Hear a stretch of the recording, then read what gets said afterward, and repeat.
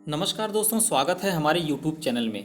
दोस्तों, UP triple SC PET ANM pharmacist लेखपाल भर्ती से संबंधित तैयारी करा रहा हूँ। लेखपाल की परीक्षा 24 जुलाई को है। उसी का मॉडल पेपर मैं लेकर आया हूँ। फटाफट 100 क्वेश्चन कर लेते हैं दोस्तों। सबसे पहले वीडियो को एक लाइक करिएगा, चैनल पर नए तो सब्सक्राइब जरूर कर ले दोस्तों, और वीडियो को ज़्यादा से ज़्यादा शेयर करिएगा। बहुत कम समय बचा है यूपी ट्रिपल एससी लेखपाल भर्ती के परीक्षा में। मेंस एग्ज़ाम आप लोग का 24 जुलाई को है। चलिए दोस्तों, फटाफट 100 क्वेश्चन करेंगे। क्वेश्चन नंबर 1 पर चलते हैं। श्रृंगार रस का अस्थायी भाव क्या है? तो श्रृंगार रस का अस्थायी भाव रति है। दोस्तों, स्वास्थ्य विभाग में भी ऐसे प्रश्न बनते हैं। जो एएनएम बहनें हैं वह भी यह प्रश्न को पढ़ सकती हैं। ऐसे ही प्रश्न पूछे जाएंगे। क्वेश्चन नंबर 2 पर चलते हैं। होनहार बिरवान के होत चीकने पात लोकोक्तियों का सही अर्थ क्या है? होनहार बालक के गुण बचपन से ही दिखाई देने लगते हैं, इसका अर्थ यही है। अंग अंग फूले ना समाना मुहावरे का अर्थ क्या है? कहते हैं अरे भैया, अंग अंग फूले न समात हैं, तो इसका अर्थ क्या होगा? गांव में अक्सर लोग मुहावरे भी अच्छे अच्छे बोलते हैं दोस्तों, तो वही हम लोग जो है पढ़ रहे हैं। तो क्या होगा दोस्तों? बहुत आनंदित होना, मतलब अंग अंग फूलने समाना मतलब बहुत खुश होना, बहुत खुशी है। क्वेश्चन नंबर 4 पर चलते हैं। अल्प विराम का चिन्ह है, तो क्या होगा दोस्तों? अल्प विराम का चिन्ह बी होगा। यही जो होता है इसी को अल्प विराम कहते हैं। मैंने यह काम कर लेना चाहिए वाक्य अशुद्ध अंश है। क्या है दोस्तों? मैंने। क्वेश्चन नंबर 6 पर चलते हैं। निम्न में से कौन सा वाक्य सरल वाक्य नहीं है? तो वह कौन सा नहीं है दोस्तों? लड़का दौड़ता है, यह भी सही है। बंदर पेड़ पर चढ़ रहे थे, यह भी सही। मैंने लड़के को बुलाया, यह तीनों वाक्य सही हैं। इस मेले का उद्देश्य है कि व्यापार में वृद्धि हो, यही नहीं सही है। क्वेश्चन नंबर 7 पर चलते हैं दोस्तों। निम्न में वर्तमान काल का उदाहरण है, तो क्या है दोस्तों? क्वेश्चन नंबर 7 वर्तमान का वह जाता है। क्वेश्चन नंबर 8 पर चलते हैं। निम्न में कर्ता कारक का परसर्ग कौन सा है? तो परसर्ग दोस्तों कौन सा है? यह आपका ने जो होता है यही होता है। ऑप्शन बी हो जाएगा। क्वेश्चन नंबर 9 पर चलते हैं। निम्न में वर्तनी की दृष्टि से शुद्ध शब्द है, तो कौन सा है दोस्तों? अध्ययन जो है वर्तनी की दृष्टि से शुद्ध शब्द है, अध्ययन। क्वेश्चन नंबर 10 पे आते हैं।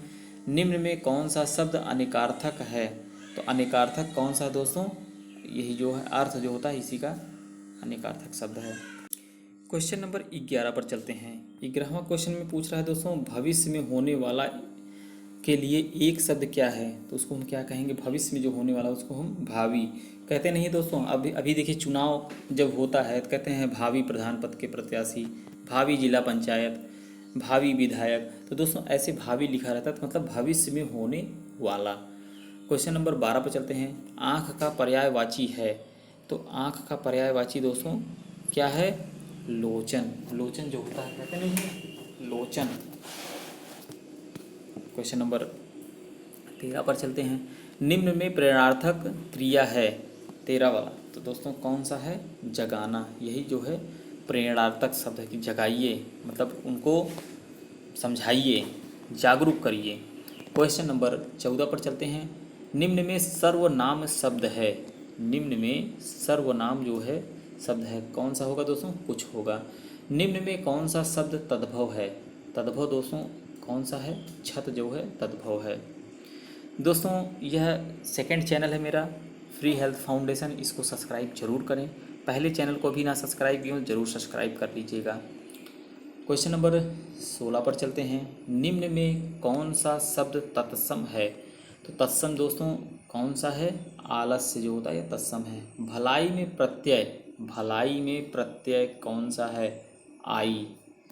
क्वेश्चन नंबर 18 पर चलते हैं। परिक्रमा में उपसर्ग है, तो परिक्रमा में जो उपसर्ग है वह कौन सा है दोस्तों?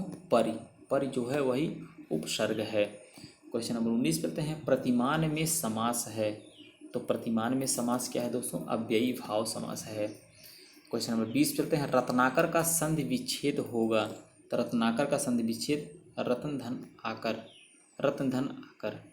क्वेश्चन नंबर 21 चलते हैं। निम्नलिखित में रूढ़ शब्द है, दोस्तों इस समय जितना मॉडल पेपर प्रैक्टिस सेट आप करेंगे वही आपको बहुत ही फ़ायदा होगा, क्योंकि लेखपाल की परीक्षा बहुत ही नज़दीक है। 8000 समथिंग पद भी आए हैं। निम्नलिखित में रूढ़ शब्द है, 21वां, तो ऋण शब्द क्या है दोस्तों? नाक। निम्न में अंतस्थ व्यंजन कौन सा है? तो अंतस्थ व्यंजन जो है यह होता है दोस्तों, ऑप्शन डी हो जाएगा। क्वेश्चन नंबर 23 पे चलते हैं। 23 में पूछा निम्न में दीर्घ स्वर कौन सा है? तो दीर्घ स्वर आ होता है दोस्तों, वही है। क्वेश्चन नंबर 24 और 25 के लिए पूछ रहा है कि वाक्य में अशुद्ध भाग का चयन करें। इस प्रकार के प्रश्न में एक वाक्य को खंडों में बांटकर उन्हें ए बी सी डी की संज्ञा दी जाती है। परीक्षार्थी को वाक्य को पढ़कर उस खंड का चयन करना होता है जो व्याकरण अथवा शब्द ज्ञान के नियमों के अनुसार त्रुटिपूर्ण हो। यदि सभी, तो दोस्तों उसको आपको त्रुटि देखना रहेगा, तब आपको करना है 24 और 25 में। हम भाग खा में आ जाते हैं सामान्य ज्ञान पर। रॉयल सोसाइटी ऑफ लंदन का फेलो बनने वाला सबसे पहला भारतीय कौन था? तो सबसे पहला भारतीय कौन था दोस्तों? AC वाडिया, यही रहे। क्वेश्चन 26 का जो है बी हो जाएगा। 27 करते हैं। वह राष्ट्रीय नेता कौन था जिसने अंडमान की सेल्यूलर जेल की दीवारों पर भारत का इतिहास लिखा था? वह राष्ट्रीय नेता, बहुत अच्छी बात है दोस्तों। तो कौन रहे दोस्तों? वीर सावरकर जो रहे, उन्होंने सेल्यूलर जेल की दीवारों पर भारत का इतिहास लिख डाला था। क्वेश्चन नंबर 28 चलते हैं। जहांगीर की कब्र कहाँ बनाई गई थी? तो यह दोस्तों कहाँ पर बनाई गई थी? लाहौर में। निम्नलिखित में से कौन सी शिवाजी की राजधानी थी? कौन सी रही दोस्तों? रायगढ़ जो है शिवाजी की राजधानी रही। यदि माइटोकांड्रिया काम करना बंद कर दे तो कोशिका में कौन सा कार्य नहीं हो पाएगा? तो कौन सा नहीं होगा दोस्तों? भोजन का ऑक्सीकरण जो है नहीं हो पाएगा। निम्नलिखित में से कौन सा मान एक क्षारीय विलयन के pH का प्रतिनिधित्व करता है? तो दोस्तों इसमें से कौन करता है? pH जो है 10 जो होता है यही करता है, और बाकी सब एल्कली हैं, 5 2 3। क्वेश्चन नंबर 32 चलते हैं। दहन के लिए निम्नलिखित में से कौन सी गैस आवश्यक है? तो कौन सी है दोस्तों? ऑक्सीजन जो है दहन के लिए आवश्यक है। मरणोपरांत भारत रत्न से विभूषित प्रथम व्यक्ति कौन है? तो वह लाल बहादुर शास्त्री जी हैं। भारत रत्न मरणोपरांत से पहले व्यक्ति रहे दोस्तों। क्वेश्चन नंबर 34 चलते हैं। प्रोटियम, ड्यूटेरियम और ट्राइटियम को निम्नलिखित में से किसकी श्रेणी में रखा गया है? तो किस में रखा गया दोस्तों? आइसोटोप में रखा गया है। क्वेश्चन नंबर 35 चलते हैं। पर्यावरण अध्ययन की प्रकृति निम्नलिखित में समर्थन नहीं करती है। तो क्या नहीं करती है? बच्चे कम गलतियाँ करें। क्वेश्चन नंबर 36 चलते हैं। प्रतिबल की एसआई इकाई है। क्वेश्चन नंबर 36, तो प्रतिबल की एसआई इकाई क्या होती है दोस्तों? यह पास्कल होती है। क्वेश्चन नंबर 37 चलते हैं। निम्नलिखित में से किस विटामिन की कमी से रिकेट्स की बीमारी होती है? विटामिन डी की कमी से होती है। पारसेक किसकी मापन इकाई है? तो पारसेक जो होती है यह खगोलीय दूरी की है। क्वेश्चन 39 चलते हैं। निम्नलिखित में से किस राज्य की पुलिस का आदर्श वाक्य है? सुरक्षा आपकी संकल्प हमारा, सुरक्षा आपकी संकल्प हमारा। इसका अर्थ है आपकी सुरक्षा संकल्प हमारा। तो यह उत्तर प्रदेश पुलिस की है। आप देखते होंगे यह हमेशा लगभग उनका जो पेट्रोलियम गाड़ी बाइक रहती है या 4 व्हीलर रहती है उस पर लिखा रहता है, या आप ऐड पे भी देखते होंगे। क्वेश्चन नंबर 40 पर चलते हैं दोस्तों। 40 में पूछ रहा है संयुक्त राष्ट्र वन्य जीव CMS COP conference of parties सम्मेलन से संबंधित निम्न कथनों पर विचार कीजिए। तो दोस्तों यह आपका हो जाएगा कोप 12 सम्मेलन अक्टूबर 2017 में मनीला में आयोजित हुआ था, यह भी सही है। कोप 13 सम्मेलन वर्ष 2020 में भारत में आयोजित हुआ, यह भी सही है। दोनों सही है, इसलिए ऑप्शन सी हो जाएगा। नेक्स्ट क्वेश्चन की तरफ चलते हैं। क्वेश्चन नंबर 41 पर चलते हैं दोस्तों। इसमें पूछ रहा है निम्नलिखित में से कौन भारत की पहली ट्रांसजेंडर चुनाव राजदूत बनी? तो गौरी सावंत जो रही यही पहली ट्रांसजेंडर चुनाव राजदूत बनी। क्वेश्चन नंबर 42 पर चलते हैं। भारतीय अर्थव्यवस्था के लिए वृद्धि की हिंदू दर पद किसने बनाया था? तो किसने बनाया था दोस्तों? राजकृष्ण जी ने बनाया था। Question number 42। क्वेश्चन नंबर 43 पर चलते हैं। निम्नलिखित में से कौन सी नदी उत्तर पिनाकिनी के नाम से भी जानी जाती है? तो पेन्नार नदी जो है यही जानी जाती है। जादू घोड़ा का संबंध है, जादू घोड़ा मोस्ट इम्पॉर्टेंट है दोस्तों, यह यूरेनियम के खनन से है। क्वेश्चन नंबर 45 चलते हैं। मुंबई बॉम्बे अब छत्रपति शिवाजी महाराज टर्मिनल से थाने तक भारत में पहली यात्री ट्रेन किस वर्ष चली थी? तो दोस्तों कब चली थी? 1853 में। निम्न में से जेल का उदाहरण कौन सा है? तो जेल का उदाहरण पनीर जो होता है दोस्तों, यही होता है जेल का उदाहरण। क्वेश्चन नंबर 47, जल का हिमांक कितना बिंदु कितना होता है? तो 0 डिग्री होता है। बड़ा इमामबाड़ा स्मारक कहाँ पर स्थित है? यह तो सभी को पता है, लखनऊ में स्थित है दोस्तों। क्वेश्चन नंबर 49 पढ़ते हैं। RFP का पूरा नाम क्या है, जिसका उद्देश्य IT सेक्टर RFP उद्देश्य के संदर्भ में किया जाता है? तो यह किससे है दोस्तों? रिक्वेस्ट फॉर प्रपोजल, RFP का फुल फॉर्म है। क्वेश्चन नंबर 50 पूछते हैं। भारत में एक राष्ट्रीय दल के रूप में मान्यता प्राप्त करने के लिए किसी दल को कम से कम कितने मत प्राप्त करना चाहिए? मतलब राष्ट्रीय दल के लिए, अभी इसके पहले भी क्वेश्चन पूछा गया कि इसमें से कौन सा राष्ट्रीय दल नहीं है? तो दोस्तों 50वीं का जो होगा यही होगा। 6% वैध मत 4 या अधिक राज्यों में उनको मिला हो, 6% से अधिक, तो वही राष्ट्रीय दल हो जाएंगे। क्वेश्चन नंबर 51 दोस्तों, क्वेश्चन नंबर 51 से लेकर 75 तक जो है आपका मैथ पोर्शन है, आप उसको हल करिएगा। भाग घ में चलते हैं। ग्राम समाज एवं विकास। ग्रामीण साज से संबंधित निम्नलिखित कथनों में से सही को चिन्हित कीजिए। क्वेश्चन नंबर 76 है। तो क्या है दोस्तों? एक सामाजिक समूह या वर्ग से निरंतर बदलाव नहीं होता है। क्वेश्चन नंबर 77 पर चलते हैं। 77 में पूछ रहा है दोस्तों, लंबाई मापने की परंपरागत इकाई है। तो परंपरागत इकाई दोस्तों कौन सी होती है? मील भी होती है, फरलांग भी होती है, गज, यह सब लंबाई मापने की इकाई हैं। डी ऑप्शन होगा।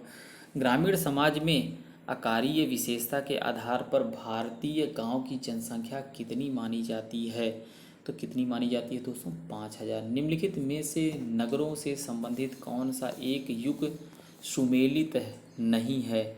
तो वह दोस्तों कौन सा नहीं सुमेलित है? सामाजिक गतिशीलता, एस्थेटिक, जनसंख्या, यही नहीं सही है। क्वेश्चन नंबर 80 चलते हैं। मानव समाज व संस्कृति का इतिहास कहाँ से शुरू होता है? तो दोस्तों यह कहाँ से शुरू होता है? गांव से शुरू होता है। अक्सर कोई भी चीज़ होती है वह गांव से ही शुरू होती है दोस्तों। क्वेश्चन नंबर 81 चलते हैं। क्वेश्चन नंबर, जब कुछ व्यक्ति अपनी एक या अधिक आवश्यकताओं को पूरा करने के लिए नियमबद्ध ढंग का निर्माण करते हैं तो इस संगठन को कहते हैं? तो हम इसको समिति कहते हैं दोस्तों। क्वेश्चन नंबर 82 चलते हैं। ग्रामीण और नगरीय समाज में अंतर प्रस्तुत करने वाले समाज वैज्ञानिक इनमें से कौन है? तो यह होंगे दोस्तों सोरोकिन और जिमरमैन। क्वेश्चन नंबर 83 पूछते हैं। ग्रामीण समाज के बारे में निम्नलिखित में से सही कथन का चयन करें। तो यह दोस्तों, गांव की जनसंख्या शक्तिशाली जाति को श्रीनिवास ने प्रभु जाति कहा है, यही सही होगा। क्वेश्चन नंबर 84 पे चलते हैं। कृषक समाज और ग्रामीण प्रायः पर्यायवाची शब्द हैं, यह कथन किसका है? Question number 84। तो यह दोस्तों कथन किसका है? यह कथन स्मिथ का है दोस्तों। ग्रामीण समाज घोतक है। Question number 85। तो कौन है दोस्तों क्वेश्चन नंबर 85 का?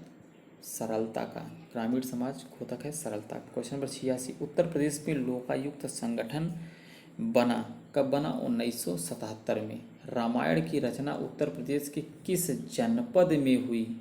मोस्ट इम्पॉर्टेंट, रामायण की रचना किस जनपद में हुई दोस्तों उत्तर प्रदेश के? तो कानपुर में हुई है।